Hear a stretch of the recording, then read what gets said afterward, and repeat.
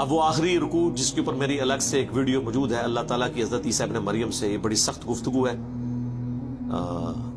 یہ کلائمیکس ہے چونکہ سورت کا۔ وَإِذْ قَالَ اللَّهُ يَا عِيسَى ابْنَ مَرْيَمَ، اور یاد کرو وہ وقت کہ جب عیسیٰ ابن مریم سے اللہ تعالیٰ فرمائے گا، یعنی گویا کہ یہ ہو چکا پاسٹ ٹینس کے سیگے میں، جس طرح پاسٹ ڈیفینیٹ ہے اسی طرح سمجھ لو یہ مستقبل ڈیفینیٹ ہے، ہو چکا۔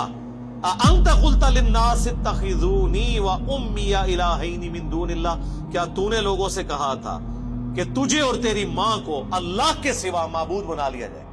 اس میں پتہ چل گیا من دون اللہ کون ہو گیا؟ عیسیٰ ابن مریم بھی اور ان کی والدہ، اولو العزم پیغمبر بھی 5 میں سے، اور اولیاء کی سردار بھی یعنی ان کی والدہ۔ جی من دون اللہ بت ہوتے ہیں، بت بھی ہوتے ہیں، فرشتے بھی ہوتے ہیں، جن بھی ہوتے ہیں، پیغمبر بھی ہوتے ہیں، جب لوگ انہیں اللہ کے مقابلے پہ کھڑا کر لیں، ورنہ پیغمبر جو ہے وہ حزب اللہ ہے، لیکن جب اللہ کے مقابلے پہ آئیں گے تو توحید تو ننگی تلوار ہے۔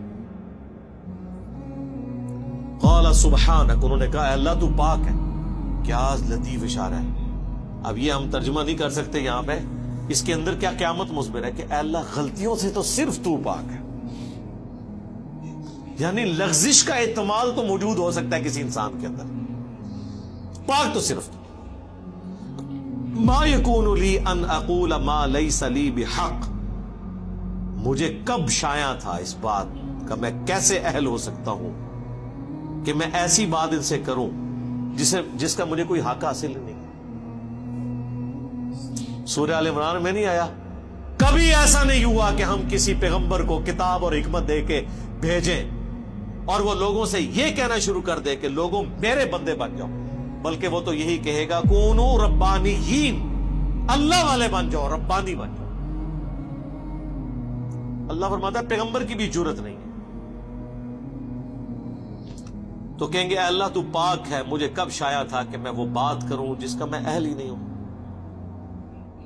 ان کنت قلتہ فقد علمتہ، اگر میں نے کوئی ایسی بات کی ہے تو تیرے علم میں تو ہوگی۔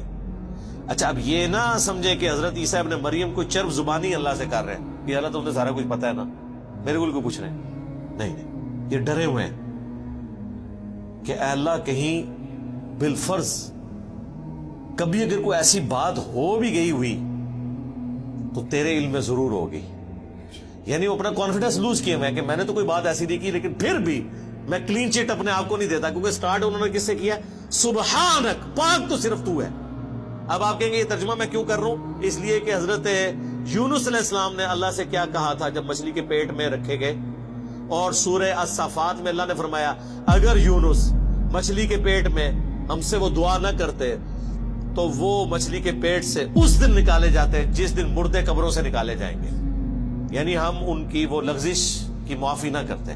کیا دعا کی تھی؟ لا الہ الا انت سبحانک، اے اللہ تیرے سوا کوئی معبود نہیں، پاک صرف تو ہی پاک ہے، انی کنت من الظالمین،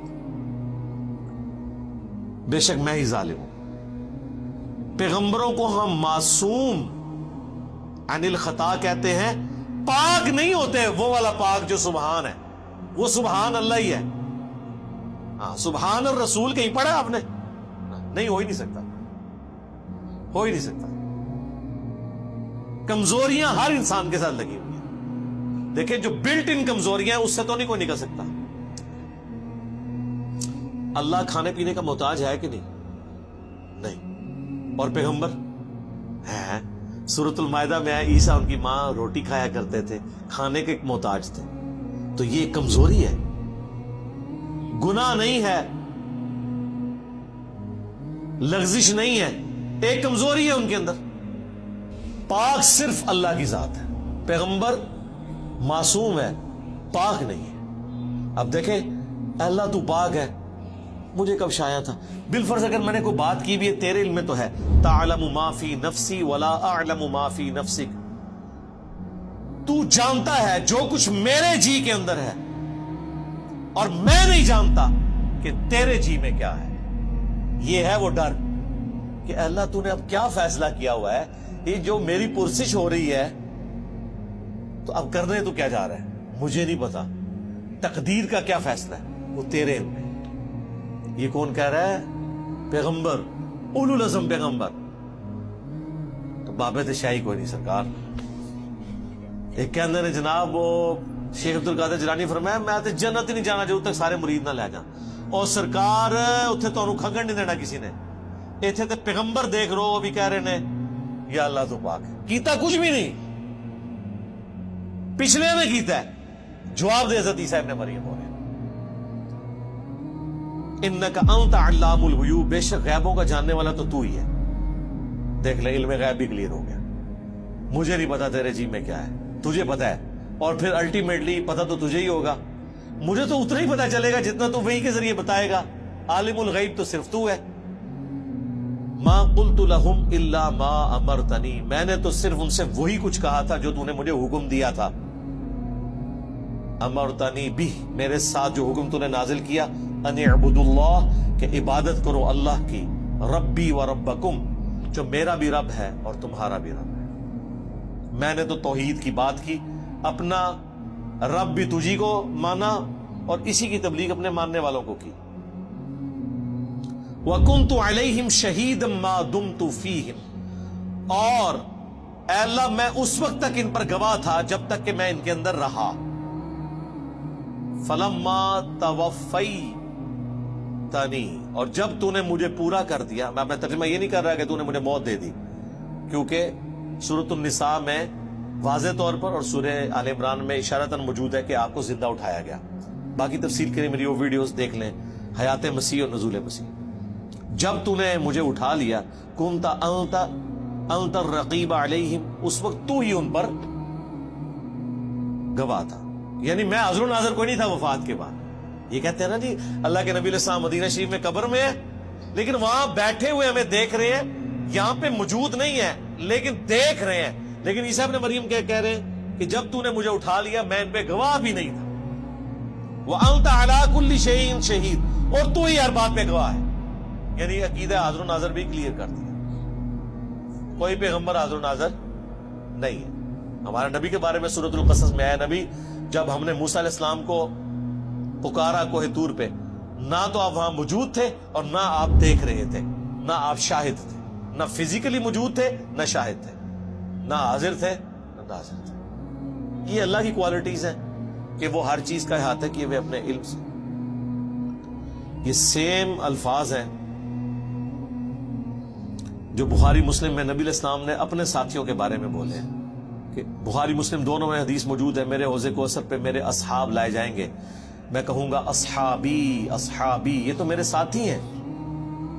مجھے بتایا جائے گا اللہ کے نبی آپ کو نہیں پتا آپ کی وفات کے بعد یہ دین سے الٹے قدم پھر گئے تھے. اور بخاری میں موجود ہے یہ وہ لوگ تھے جو حضرت ابوبکر کے دور میں مرتد ہوئے, منکرین زکات بن گئے, جن کے خلاف حضرت ابوبکر کو تلوار اٹھانی پڑی. فتح مکہ پہ یہ لوگ مسلمان تھے. تو پھر میں کہوں گا کہ سحقن سحقن لمن غیر بعدی, ان پہ پھٹکار ہو, ان کو مجھ سے دور کر دو جنہوں نے میرے بعد میرے دین کو بدل دیا. اور پھر بخاری مسلم الفاظ ہیں, میں اس وقت وہی کہوں گا جو عبد صالح عیسیٰ ابن مریم کہیں گے.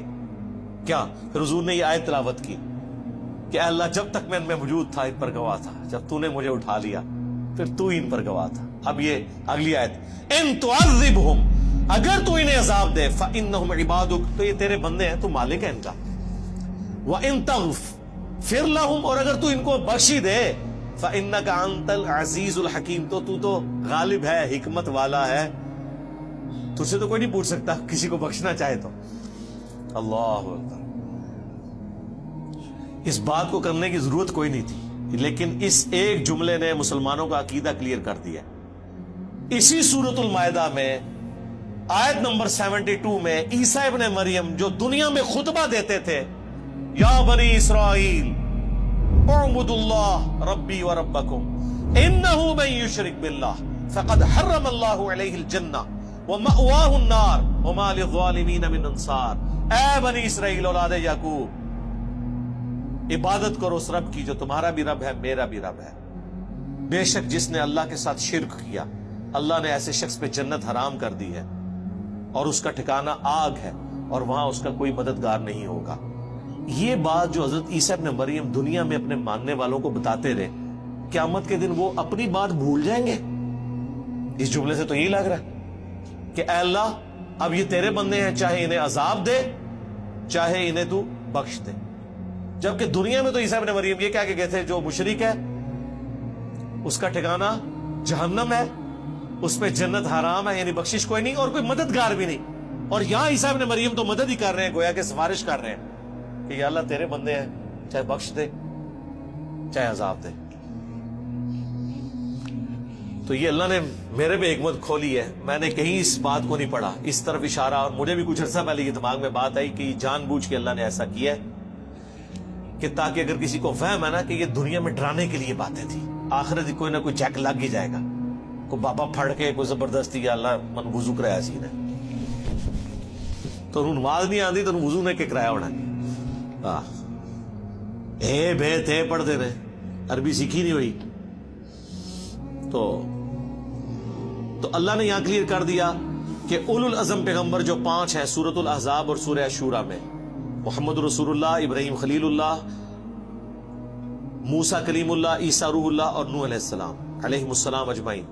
اگر وہ اولو العزم پیغمبروں میں سے ایک پیغمبر عیسیٰ ابن مریم اپنے ماننے والے مشرکین کے لیے بھی قیامت کے دن شفاعت کرے گا یہ کہہ کے کہ اللہ تیرے بندے ہیں. اب اتنے جلال میں شرک کے اندر یہ چھوٹی سی بات بہت بڑی سفارش ہے, اس کے اوپر ذرا توجہ کریں.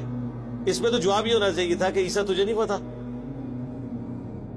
کہ مشرکی کیسے تم سفارش کر رہے ہو, لیکن یہ اس لیے وہ کریں گے. اور اللہ نے قرآن میں ہمیں پہلی فلم چلا دیا ہے کہ اگر عیسیٰ ابن مریم بھی سفارش کرے کسی مشرک کے لیے تو سفارش قبول نہیں ہونی, تو بابے تے شاہی کوئی نہیں کہ کسی نو باؤں بڑھ کے جنت اس لے جان گے.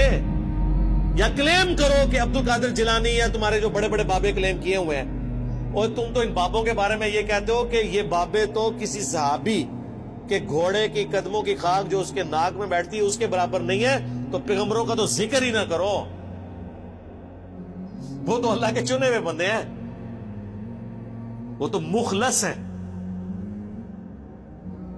باقی تو صحابہ تو زیادہ زیادہ مخلص ہو سکتے ہیں, مخلص تو نہیں ہے نا, مخلص ہیں اللہ کے لیے اخلاص شو کرنے والے, مخلص تو صرف انبیاء ہیں.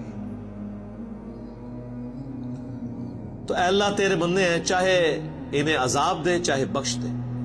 قال اللہ, اللہ فرمائے گا ھذا یوم ینفع الصادقین صدقہم, آج وہ دن ہے کہ سچوں کو صرف سچا عقیدہ ہی فائدہ پہنچائے گا. ایک جملے سے ٹروتھ لورز کامیاب ہوگی. سر کیا بات ہے, اللہ نے یہ نہیں کہا ایمان والوں کو ایمان نفع دے گا, اللہ نے کہا سچوں کو سچا. سچا کون ہوتا ہے؟ جب اس کو بات پتہ چل جائے پھر وہ دنیا کو نہ دیکھے کہ یہ سچائی میں نے سے قبول کرنا ہے. جو مسلم شریف میں حدیث ہے کہ تکبر یہ نہیں ہے کہ تم اچھے کپڑے پہنو یا اچھے دکھو, اللہ بھی خوبصورت ہے, خوبصورتی کو پسند فرماتا ہے. تکبر یہ ہے کہ تم لوگوں کو حقیر جانو اور حق بات سے اناد اختیار کر لو, دشمنی کرو. دل نے گواہی دے دی کہ یہ ایاک نعبد و ایاک نستعین لکھا ہے, لیکن چونکہ بابے بابوں کو پکارتے رہے ہم بھی پکاریں تو یہ دشمنی کر رہے ہو اپنے ساتھ. دل نے بتا دیا, آنکھوں سے پڑھ لیا بخاری مسلم میں نماز کا طریقہ, لیکن رفع الیدین نے شروع کیا کہ معاشرہ کیا کہے گا. ہاں 11ویں کھاتے رہے عبد القادر جیلانی کے نام کی, لیکن عبد القادر جیلانی نے جو نماز کا طریقہ اپنی اس کتاب میں لکھا جس کو خود چھاپ رہے تھے, رکوع میں جاتے وقت اور رکوع سے اٹھتے وقت رفع الیدین, اس پہ عمل نہیں کیا. میں نے تو آج تک کسی 11ویں پہ نہیں دیکھا کہ شیخ عبد القادر جیلانی کی کتاب سے نماز کا طریقہ پڑھ کے بتا دیں. وہ کہتے نہیں وہ تو اور فقہ کے تھے, ہم اور فقہ کے تھے. اس کا مطلب ہے کہ آپ کا پیرانے پیر اس فقہ پہ عمل کرتا تھا جو نبی علیہ السلام نے طریقہ چھوڑ دیا ہوا تھا. تو جس پیر کے علم الغیب کا, آپ تو کہتے ہیں آپ کا پیر آپ کے ساتھ ہوتا ہے, جس کے علم کا یہ لیول ہے کہ اس نے پوری زندگی نماز ہی وہ پڑھی ہے جو حضور نے ختم کروا دی تھی, جدی نماز ہی غلط سی, انہیں تو کے دینا ہے. لیکن ایسا نہیں ہے نماز تو آڈی غلط ہے. شیخ عبد القادر جیلانی تو اس کتاب میں بخاری مسلم کے حوالے لکھتے ہیں, ہر بات میں لکھتے ہیں, بخاری میں ہے, مسلم میں ہے, ابو داؤد میں ہے, ترمذی میں ہے. حقیقت بات ہے اگر کوئی بزرگ ہے نا واقعی تو وہ یہ لوگ ہیں جو امت کا ایسا کام کر کے گئے کہ چاہے کوئی صوفی ہے چاہے کوئی عالم ہے. اب امام غزالی دیکھ لیں, وہ عبد القادر جیلانی سے بھی آلموسٹ سمجھ لیں 100 سال پہلے کے ہیں, وہ بھی اپنی کتابوں میں بخاری مسلم کے حوالے لکھتے ہیں. یعنی رسول اللہ تک پہنچنے کا اگر کوئی وسیلہ ہے نا اس امت میں بک شوام میں, تو یہ حدیث کی کتابیں اور سب سے بڑھ کر قرآن ہے، اور ظاہر ہے کہ حدیث کی کتابیں صحابہ تابعین کے ذریعے ہم تک پہنچا. تو بزرگ تو یہ لوگ ہیں. قال اللہ فرمائے گا ھذا یوم ینفع الصادقین صدقہم، آج وہ دن ہے کہ جس دن سچوں کو سچائی ہی نفع دے گی. لہم جنات تجری من تحتها الانہار، ان کے لیے باغات ہیں جس کے نیچے نہریں بہتی ہوں گی. خالدین فیہا ابدا، اس میں رہیں گے ہمیشہ ہمیش. رضی اللہ عنہم ورضوا عنہ، اللہ ان سے راضی اور وہ اللہ سے راضی. اللہم اجعلنا منہم مع النبیین والصدیقین والشہداء والصالحین. اللہم انا نسألک جنت الفردوس مع النبیین والصدیقین والشہداء والصالحین. آمین. دیکھ لیں رضی اللہ عنہم ورضوا عنہ سارے وہ لوگ ہیں جنہوں نے دنیا میں اللہ کو راضی کر لیا، اس کے پیغمبروں کی پیروی اختیار کر لی. ذالک الفوز العظیم، یہ ہے بڑی کامیابی. یعنی دنیا میں تو لوگ کامیابی سمجھتے ہیں کہ بہت زیادہ دولت کما لی، بہت بڑا سٹیٹس حاصل کر لیا، بہت زیادہ فالوور ہو گئے، کسی کے بہت زیادہ مریدین ہو گئے، چاہنے والے ہو گئے. دنیا میں ایک شخص فٹ پاتھ پہ لاوارث مر جائے، اس کی لاش کا دفنانے والا بھی کوئی نہ ہو، لیکن اس نے زندگی اللہ کے لیے گزاری ہے، اسے کوئی فرق نہیں پڑتا، وہ اللہ کی جنتوں میں پہنچ چکا. رومن امپائر کی بیٹل فیلڈز کے اندر جو صحابہ تیل کے کڑاہوں میں روسٹ کیے گئے، وہ روسٹ ہوتے ہی جنت میں پہنچ گئے. صحیح بخاری میں موجود ہے نا، جعفر طیار جو حضرت علی کے بھائی تھے، غزوہ موتا میں ان کے 2 بازو کٹ گئے تھے. حضور نے فرمایا اللہ نے اسے جنت میں 2 پر دیے، اسی لیے ان کو طیار کہا جاتا ہے. طیارہ اردو میں بھی لفظ استعمال ہوتا ہے نا عربی کا، اڑنے والا، اور وہ جنت میں اڑ رہے ہیں. ادھر بازو کٹے ہوئے ہیں اور ادھر جنت میں. سبحان اللہ. ذالک الفوز العظیم، یہ ہے بڑی کامیابی.